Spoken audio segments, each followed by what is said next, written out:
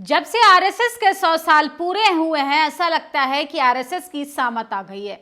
लगातार कर्नाटक सरकार आरएसएस को बैन करने की जब से बात कहना चालू की है, उसके बाद पूरी सियासत में हलचल होना शुरू हो गई है। सोचिए किस तरीके से आरएसएस लगातार अपने 100 साल का जश्न मना रहा था।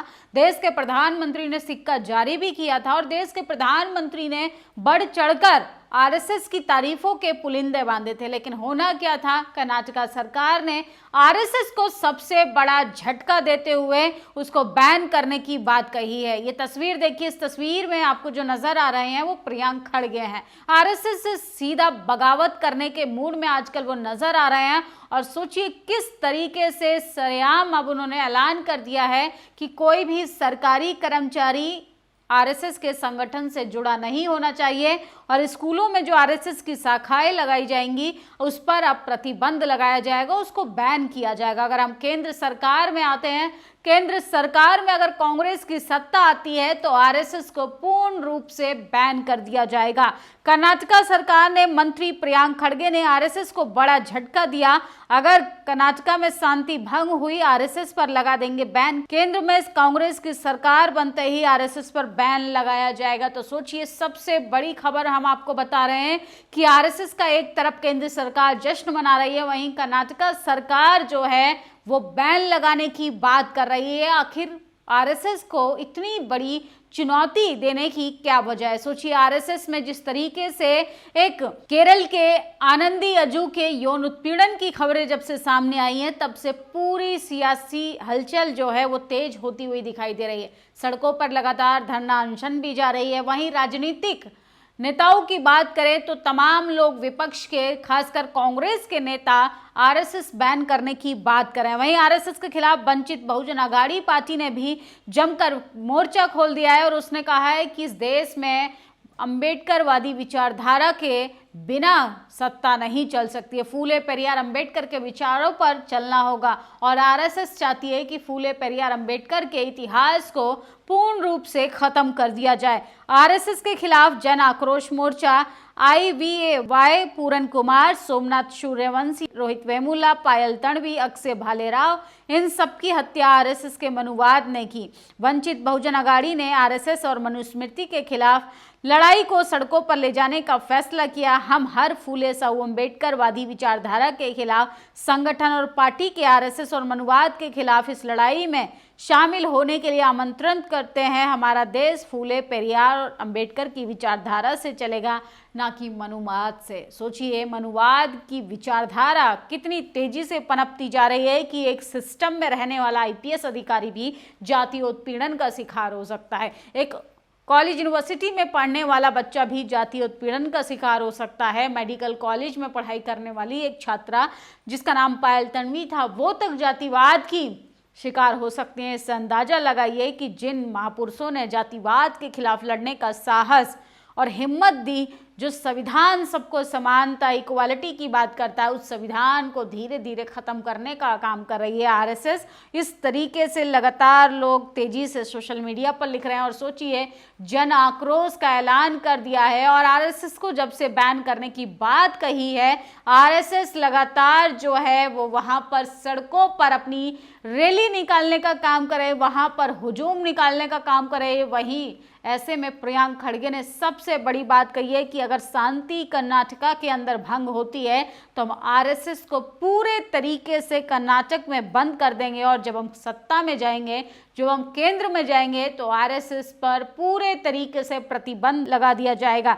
तो सोचिए किस तरीके से लगातार अब कर्नाटक सरकार कमर कस चुकी है। मनुवाद का अब अंत होगा, लो फैसला हो गया, यही तो शुरुआत है। साथियों, क्या कहना चाहोगे? कर्नाटक में आरएसएस पर बैन। कर्नाटक में सरकार स्कूल और कॉलेज परिसरों में आरएसएस की गतिविधियों पर रोक। मंत्रिमंडल ने लिया फैसला।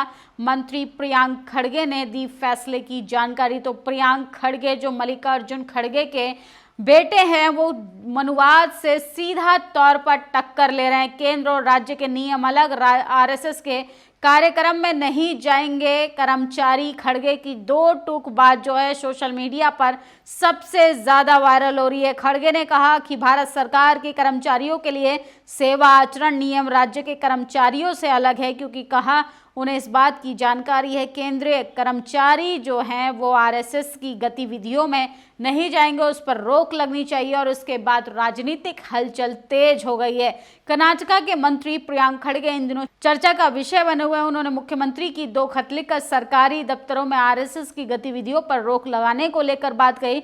सरकारी कर्मचारियों को उनके कार्यक्रमों में हिस्सा लेने के लिए मना भी किया। इस कदम पर जहां कुछ लोग उनकी आलोचना कर रहे हैं, वहीं कुछ लोग समर्थन भी कर रहे हैं। खबरों के मुताबिक बता दें इस समय इस वजह से उन्हें धमकी भरे फोन कॉल्स भी आ रहे हैं, लेकिन इस विवाद में उनकी पहचान को और बढ़ा दिया गया। उनके समर्थक उनके लिए 40 से ज्यादा फेसबुक पेज बना चुके हैं। उसमें से उन्हें बड़ी राजनीतिक पद के लिए शुभकामनाएं भी दी जा रही हैं। प्रियांक खड़गे मल्लिकार्जुन खड़गे के बेटे हैं, खुद को सोचिए अम्बेडकराइट भी कहते हैं, बुद्धिस्ट भी हैं, और उन्होंने 1998 में एनएसयूआई के जरिए राजनीति में कदम रखा था। शुरुआत में उन्होंने हार का सामना करा। 2009 में चित्तापुर में उनका पहला चुनाव हारना, लेकिन उन्होंने 2013, 2018, 23 में इस सीट में कांग्रेस को जीत हासिल कराई। 38 साल की उम्र में उन्हें कैबिनेट मंत्री बनाया गया। उन्होंने सिद्धारमैया और एचडी कुमारस्वामी की सरकारों में आईटी, बीटी, पर्यटन और समाज कल्याण जैसे अहम विभागों को संभाला है। राजनीतिक जानकारों का मानना है आरएसएस प्रियांक खड़गे का ये टकराव धर्मनिरपेक्ष वोटरों और पार्टी समर्थकों के बीच उनकी लोकप्रियता बढ़ा रहा है, जबकि ये कहीं ना कहीं मनुवादी विचारधारा के लोगों का एक प्रोपेगेंडा भी हो सकता है। केपीसीसी ग्रेजुएट सेल के जनरल सेक्रेटरी भीमना गौड़ा परगौड़ा कहते हैं कि प्रियांक और संतोष की विचारधारा की गहरी समझ है और कांग्रेस ने उन्हें चंद नेताओं में से हैं। बीजेपी और आरएसएस को चुनौती देने से नहीं डरते, जबकि दूसरे सीनियर नेता ऐसा नहीं करते। तो आरएसएस से लगातार बहुजन नेता ही, खासकर अम्बेडकराइट जो होगा, अपनी विचारधारा से कोई भी कॉम्प्रोमाइज़ नहीं करेगा। इसी तरीके का कोई व्यक्ति जो है आरएसएस से टक्कर ले सकता है, वरना जी हुजूरी करने वाले तो तमाम नेताओं को आप देख ही रहे हैं। कर्नाटका में आरएसएस को बैन लगा देंगे तो मल्लिकार्जुन खड़गे के बेटे आजकल चर्चाओं में बने हुए हैं।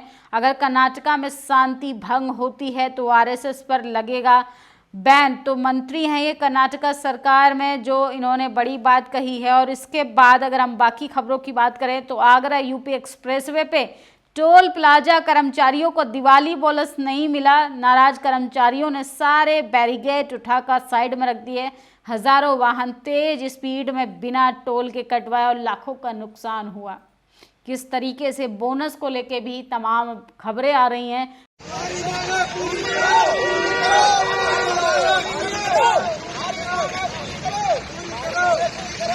कि दिवाली पर जनता महंगाई बेरोजगारी से भी परेशान है। फ्री सिलेंडर को लेकर लगातार लोगों की जो अटकलें थी वो तक बनी हुई है, और वहीं ऐसे में बोनस ना मिलना, एक टोल प्लाजा को लेकर वहां पर कर्मचारियों ने मोर्चा खोल दिया और सोचिए लाखों का नुकसान हो गया।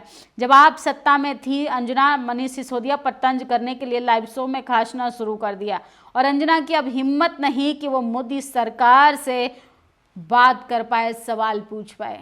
सोचिए दिल्ली में जिस तरीके से पॉल्यूशन बढ़ता जा रहा है, इस पर कोई बात बहस नहीं करेगा। जब सत्ता में आम आदमी पार्टी थी, सबको मास्क पहनकर घूमना था, लेकिन अब सोचिए न किसी को सांस लेने में दिक्कत हो रही है, न किसी को मास्क पहनना है। ज़मीनी विवाद को लेकर हैरान कर देने वाला वीडियो सोशल मीडिया पर तेज़ी से वायरल हो रहा है। वीडियो में एक व्यक्ति दूसरे व्यक्ति को कुचलने की कोशिश कर रहा है। तो सोचिए सबसे ज़्यादा ज़मीनी विवाद को लेकर मामला बढ़ता हुआ दिखाई देता है। ऐसी खबरें लगातार सामने आ रही हैं। आम आदमी पार्टी के दिल्ली अध्यक्ष पूर्व स्वास्थ्य मंत्री सौरभ भारद्वाज ने आरोप लगाया कि AQI 999 से भी ज़्यादा है। दिल्ली सरकार डाटा छिपा रही है। आप नेता दिल्ली में बढ़ते पॉल्यूशन AQI डेटा पर 3 सवाल पूछना चाहते हैं सरकार से कि आखिर इस दिल्ली को स्वच्छ बनाने का संकल्प लेने वाली भाजपा सरकार, डबल इंजन सरकार, अब लोगों को मौत के मुंह में क्यों धकेल रही है। सोचिए AQI का लेवल तक छुपा लिया जा रहा है। भ्रष्टाचार अपनी चरम सीमा पर है। वहीं अगर बात करें कर्नाटका सरकार की, तो प्रियांक खड़गे फिलहाल आरएसएस को मुंह तोड़ जवाब दे रहे हैं। आप लोगों की क्या प्रतिक्रिया, अपनी राय जरूर दीजिएगा। शुक्रिया। दस्तक की आपसे गुजारिश है कि अगर इसको बचाना चाहते हैं तो नेशनल दस्तक को सब्सक्राइब करने के लिए रेड कलर के सब्सक्राइब बटन को दबाएं, फिर बेल आइकन की घंटी दबाएं। नेशनल दस्तक को बचाने के लिए बहुत जरूरी है कि हर खबर को शेयर करें, लाइक करें, कमेंट जरूर करें।